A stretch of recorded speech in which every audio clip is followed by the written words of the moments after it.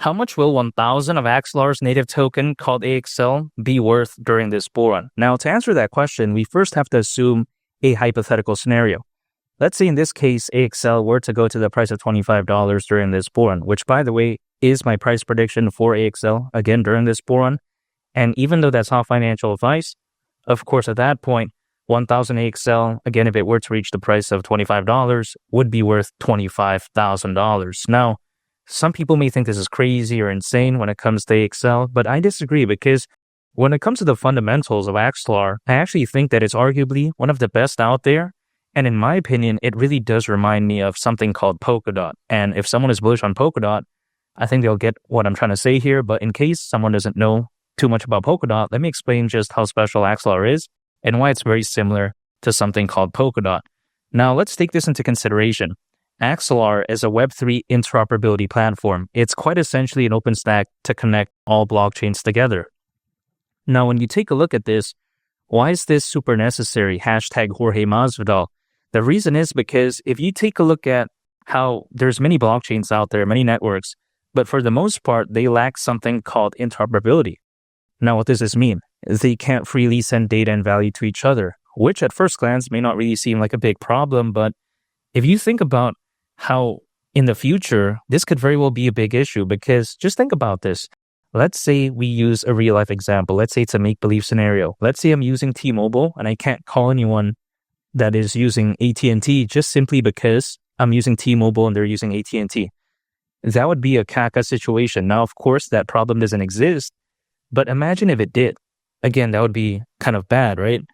But in the world of blockchain technology, just because it really hasn't been that developed yet, or at least in terms of its, progression, I would say, I think it's going to get there. But even besides that point, in its current state, again, we still see problems like lacking interoperability. So, of course, this is a very caca issue. Now, again, what quite essentially can come in and save the day? That's something potentially like Axelar. Now, again, when it comes to this, there's still a ways to go when it comes to Axelar. Adoption still needs to be a lot better, in my opinion, but it doesn't matter because I think it's a thought that counts and it's heading in the right direction. They're thinking about this stuff right now. So then really, once there's going to be a great need for interoperability in the future, Axelar, it's going to be sitting there in the wings, and it is as of right now.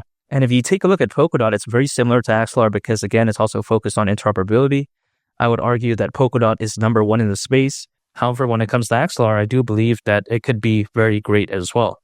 Now, also take into consideration that when it comes to Axelar, sometimes people like to say that, oh yeah, it's complete caca. Well, I disagree because, for instance, right, there's currently over 60 blockchains connected with Axelar, which includes Avalanche, Moonbeam, Say, Cosmos, the BNB chain. You take a look at Arbitrum, Ethereum, and even the Base network. Now, when you take a look at Base, that is Coinbase's layer 2 network. So that right there, I think is very impressive. And of course, it's just naming a few. And if you think about it, it's only fair to assume that moving forward, as more and more networks, as more and more blockchains do pop up, let's say they need a solution for interoperability, man, I think this could be such a huge narrative, at least when it comes to Axelar moving forward. Now, also, let's take this into consideration. Axelar so far has facilitated over $8 billion worth of transfers and even over 1 million transactions as well. So that's, very impressive again. Not to mention it's already partners with Onyx, which is by JP Morgan. JP Morgan, we all know, is very massive. Also, we take a look at Microsoft. I mean, who doesn't know that? Microsoft, hashtag Bill Gates.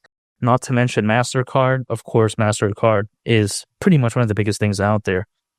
So if you think about it, the fact that Axelar is already partners with giants like this, it showcases that they're not playing any games. They understand that, hey, we have good fundamentals. And the fact that they're able to partner with amazing institutions, or should I enterprises like that, it showcases that it really does have good fundamentals. And I think they do have great confidence, the team at least, which is why I think they're willing to work with these giants because, let's face it, if a project doesn't have good confidence, I think it's going to be very difficult to try to propose partnerships with real deal enterprises. So the fact that, again, Axelar can do this in a sense, I think that right there showcases just how amazing they are and also the belief that they have in themselves. And I also do believe in them because the fundamentals are amazing and I think that it's heading in the right direction. Not to mention, on its ecosystem, there are projects related to NFTs, DeFi, and as well as gaming. Now, some people may think that, oh yeah, these markets, they were left behind in 2021, but I disagree. I think there's better days ahead.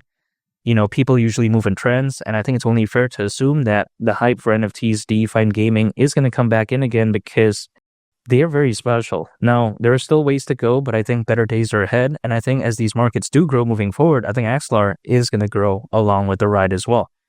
Now, not to mention, when you take a look at AXL going to the price of $25, some people think this is some random crazy pipe dream, but I completely disagree because as the old saying goes, a high tide raises all ships.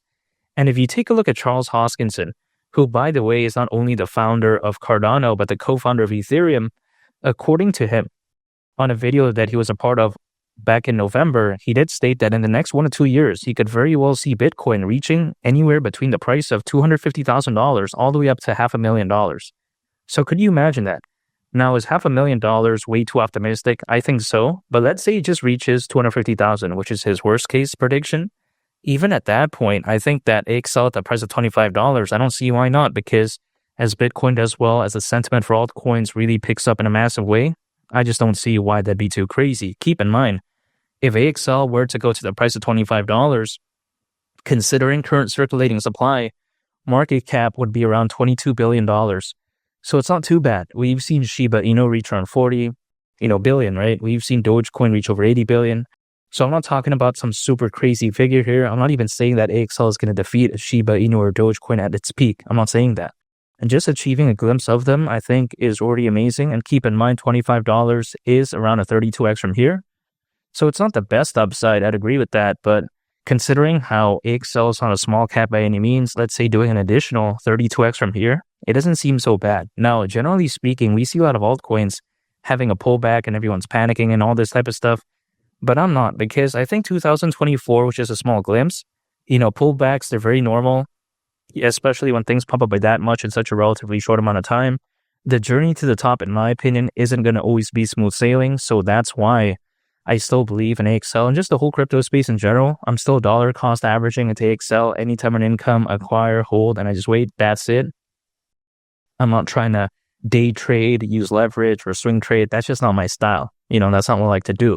Again, anytime an income, acquire, hold, and I just wait because I think better days are ahead.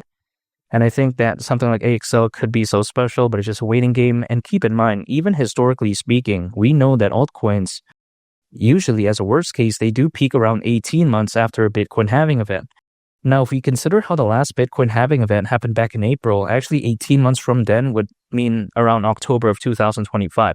So keep in mind, there's still ways to go there. When it comes to altcoins, I think the journey is far from over. And I think that beyond the price of $5, the growth for AXL could very well be exponential because sometimes people need to see something reach a certain barrier, or should I say cross a certain barrier, before they fully believe in it. Like for instance, Cardano's native token. Going from the price of around 3 cents to $1, it felt like it was very difficult, but going to $1 to $2, and then from then on to $3, it seemed very easy. Why? I think it's because sometimes beyond a certain point, the growth feels hypothetically somewhat exponential. And I think that it could very well be no different when it comes to AXL because once it reaches $5, at that point, $10 is going to be just a 2x away. Then at $10, $20, just a 2x. Then at that point, $25 seems very easy hypothetically to achieve from that point. So that's why I do believe that better days are ahead. I'm staying patient. And again, $25 for AXL during this bull run wouldn't surprise me whatsoever. I'm still very bullish on AXL, and I think better days are ahead. And make sure to subscribe if you gain value from this video. I greatly appreciate it. It's only the captain, and I'll catch y'all on the next one. I'm out. Peace. Bye.